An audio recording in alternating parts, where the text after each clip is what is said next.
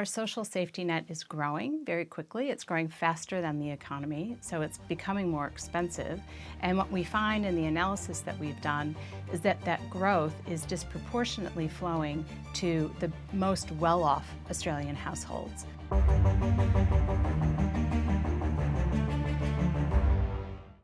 Before we go to your report, the Treasurer's capital gains tax and negative gearing bill is passing its last hurdle. Labor says it rebalances the tax system between assets and wages to make it fairer. What's your view? Well, I think there is a broad conversation that's happening right now focused on the tax changes about what's fair and the fairness in our taxation system. The report that we've done looks at the other side of the coin, which is the fairness in our transfer system. And I think we're better off looking at them together and making sure that they both stack up as fair. Well, you say Australia has one of the best social safety nets in the world, but you say it's not catching the right people. Well, what's happening is our social safety net is growing very quickly. It's growing faster than the economy, so it's becoming more expensive. And what we find in the analysis that we've done is that that growth is disproportionately flowing to the most well-off Australian households.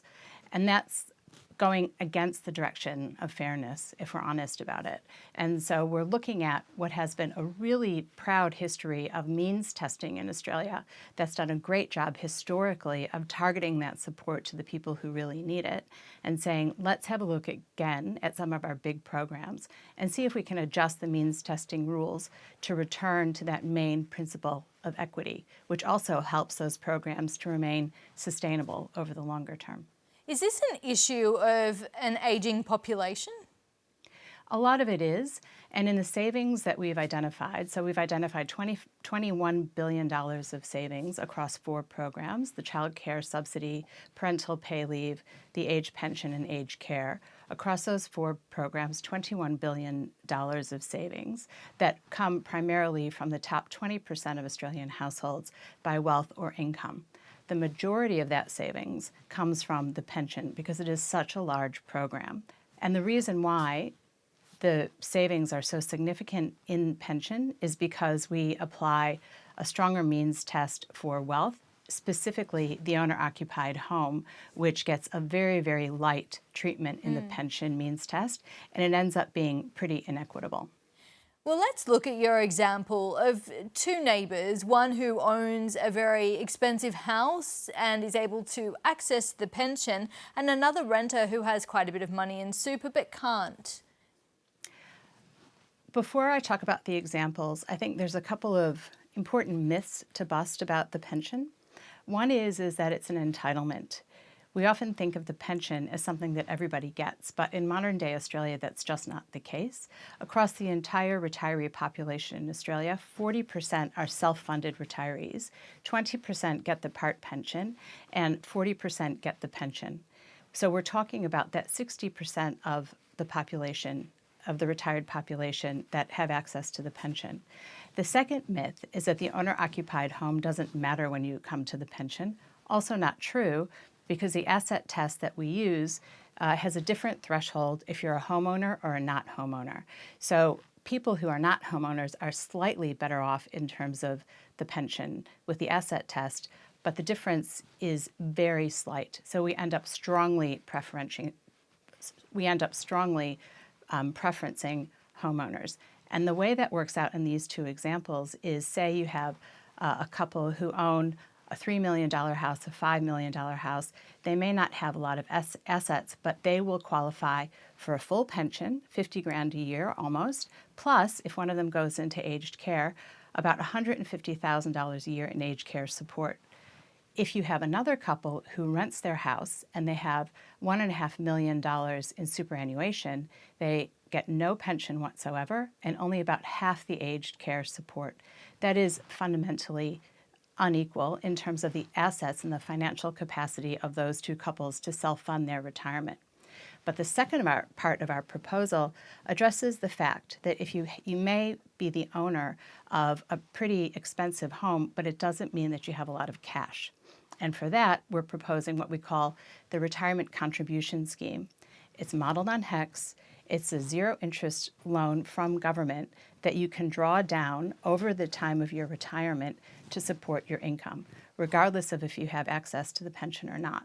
So it helps retirees achieve that standard of living in retirement that we all want them to have, but at a lower cost to the taxpayer, because that loan is repaid when those assets eventually are sold. So the idea is then people with valuable homes actually sell their homes in order to fund their retirement rather than rely on the pension. Well, this is one of the main points. There is no forced asset sale here. And also, the loan could be against any asset.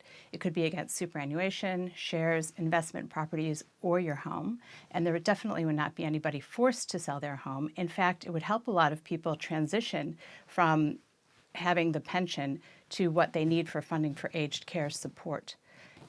The sale would come eventually down the track, but what we find in our modeling is that because asset prices also go up over time and the amount of lending is capped at the pension rate or 150% of the pension, actually the equity that you would have in your asset pool is still likely to be greater by the time you're 87 than even with that loan than it was when you entered retirement. So this really can work out the best for everybody, the pensioner and the taxpayer.